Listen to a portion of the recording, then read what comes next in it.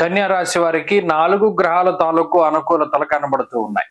రవి బుధ రాహువులు అలాగే చంద్రుడు యోగిస్తూ ఉన్నారు.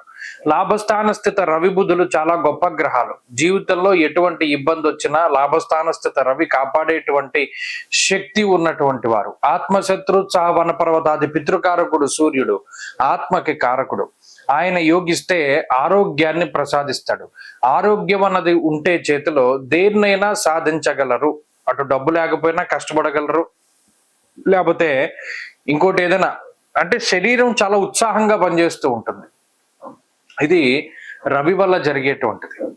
అలాగే ఈ రాశ్యాధిపతి బుధుడు లాభస్థాన స్థిత గ్రహంగా ఉండడం, అందులోనూ ఆయన రవితో కలిసి ఉండడం మరింత బలం.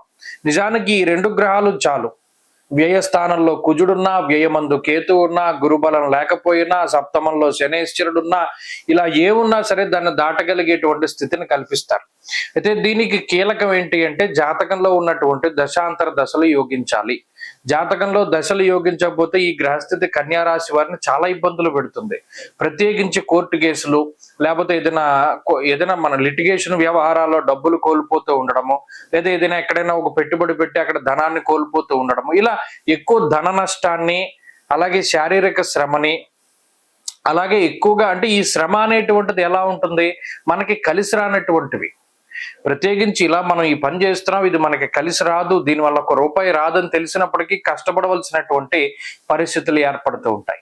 ఇటువంటి వాటికి గ్రహస్థితి సహకరిస్తుంది. దశ బాగా పోతే, దశ బాగుంటే ఇది జాగ్రత్తగానే తీసుకెళ్తుంది. ఇందాక చెప్పినట్టు రవి బుధులు ప్రతి దాంట్లోంచి కాపాడతారు.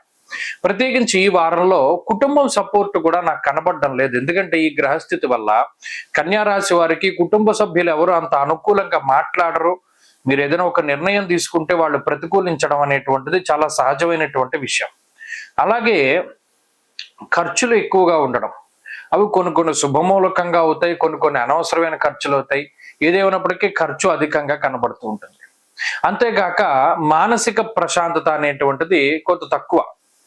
ఈ వారంలో ఏదైనా ప్రత్యేకించి ఇతరులు, మిత్రులు, సన్నిహితులు, స్నేహితులు, లేదా మీకు ఇష్టమైనటువంటి వారితో గడపడానికి కూడా సమయం దొరకకపోవచ్చును. ఇవన్నీ కూడా మానసికంగా ప్రభావాన్ని చూపెడతాయి. ఈ ఫలితాలను ఈ వారం ప్రత్యేకించి చూడవచ్చు. అటు ఉద్యోగ వ్యాపారాల పరంగా ఉండేటువంటి పరిస్థితులు స్థిరంగానే గోచరిస్తున్నాయి.